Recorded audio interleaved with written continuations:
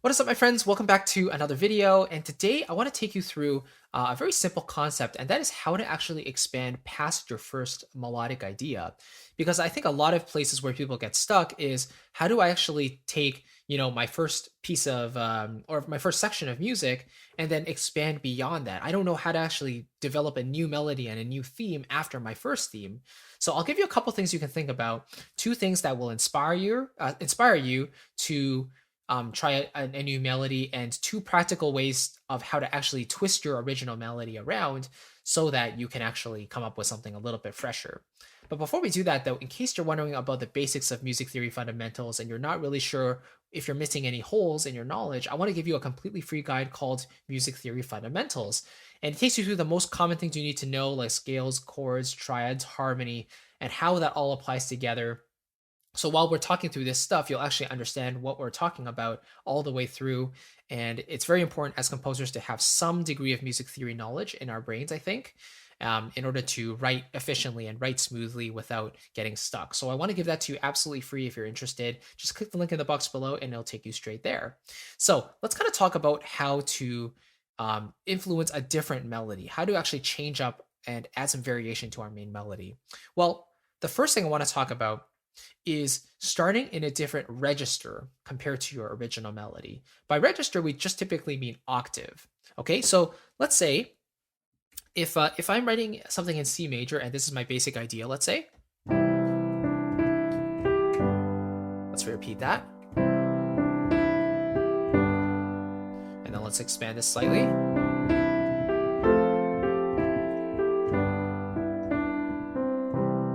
Okay, let's say I'm happy with that, right? So basically, my melody is hovering around the middle C register, right? I'm really only using a few notes here. So in my B section, I don't just have to stay here. I could go maybe a little bit higher. Maybe I want to go somewhere around this area. So maybe within this area here, right?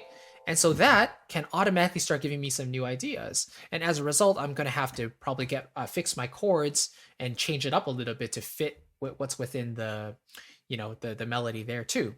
So instead of going, maybe I'll start up a fourth. Instead of starting up here on the E, let's start up a little bit higher on an A. Then what chord has A in it? Well, in C major, we have A minor. So we could do that too. Or maybe we do an F major chord because A is the third, right?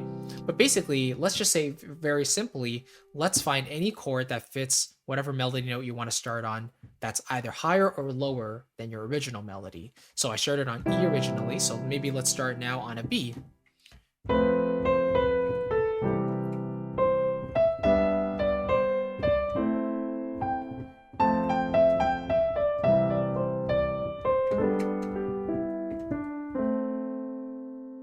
Right? So that's kind of one idea. Let's see if we can, maybe if my melody starts here. So if I start on C, maybe I can start lower. Maybe I'll start on an E here for my B section. So if my A section is like, then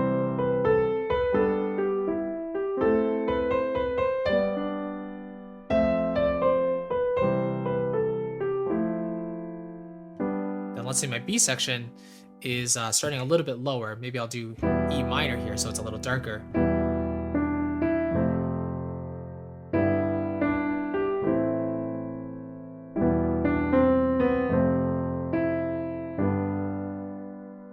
Right? I'm just improvising here, but essentially you see starting in a slightly different register allows the ear to basically pick apart the different sections that you're applying here.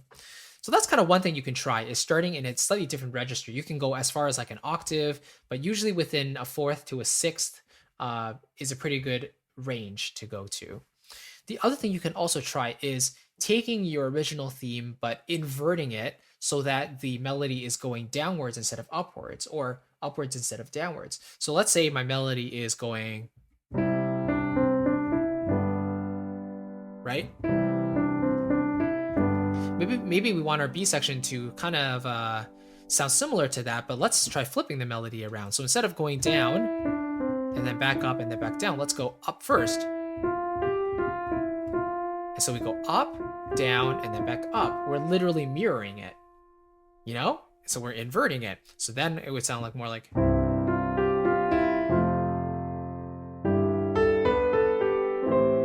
You can come up with whatever you want there. And then we can do the A section again.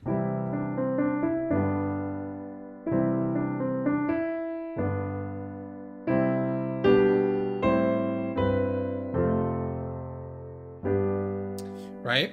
Then let's say, again, let's invert that melody. Maybe we'll start on a different note this time. Like that.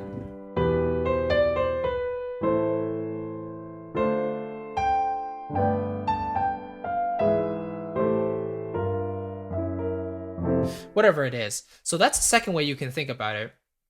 Instead of starting on a different register altogether, you can start in a similar place, but maybe just invert your melody. Instead of the direction going up, maybe go down and vice versa. That's something else you can try. And there's all sorts of classical techniques you can do, but just to keep things simple, those are two that I'm thinking. And then something else you can do to kind of inspire a new melody is maybe try changing your chord progression first. So if I'm going from 1 to 5 to 1 to 5, maybe instead I'll go 4, 5, 1, or maybe I'll go 4, 3, 6 or something. It doesn't really matter what it is, but this can start to influence some different ideas. So let's see what we can come up with. So this is 1 to 5.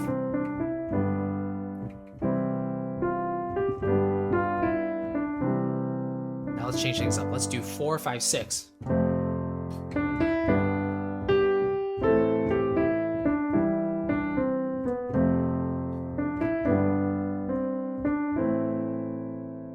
Right?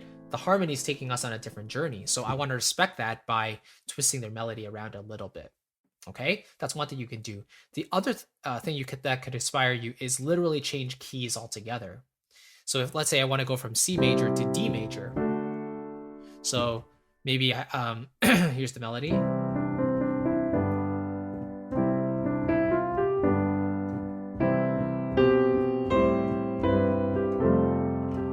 And let's go to D major.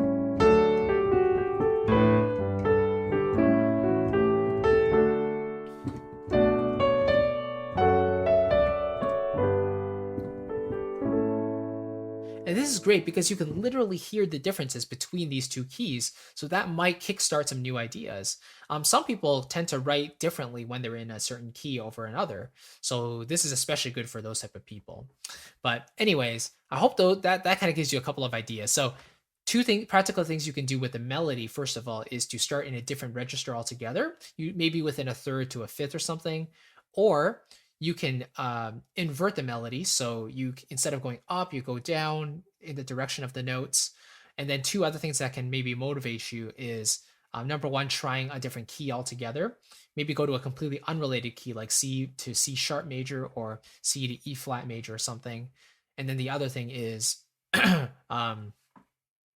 trying to play in a way that you're changing your chord progression altogether. So instead of doing like 1, 5, 6, 4, maybe you can do 6, 3, 1, 5 or something, right? So that influences your melody. It might not sound as good now, the original melody with these new chords. So you kind of have to play around with it a little bit and see what happens. But yeah, I don't like to get overly theoretical because a lot of music is just listening and going with our instincts. So hopefully that kind of gives you a couple of ideas. And yeah, let me know in a comment below which one kind of makes sense to you, which one you might try out yourself. And if you have any that you like to kickstart your melodic ideas, let me know. Because coming up with new sections can be a tricky thing to do, but I tend to find that when I try some of these, they usually seem to work for me. So hopefully that helps. And yeah, if you're curious about the fundamentals of music theory, but you're not really sure what's missing and what's super important, I want to give you that free guide called Music Theory Fundamentals. I know it will help you if you haven't really encountered these concepts before of like scales and chords and harmony and how melody works together and all of that stuff, all in one simple to read guide. It's helped a lot of my students, so I want to give that to you absolutely free. Just click the link in the box below and it'll take you straight there. Thank you so much. I really appreciate it, and I'll catch you in the next video. Take care. Bye-bye.